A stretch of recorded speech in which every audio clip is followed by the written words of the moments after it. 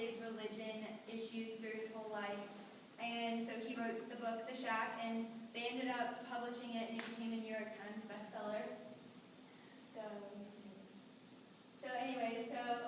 I don't know how many of you guys have read this book, but basically Mackenzie Allen Phillips is the main character in the book, and he had a 6-year-old daughter, Missy, and she was kidnapped by this guy that was called the Ladybug Killer, and he had gone through and he's already killed many girls that were her age.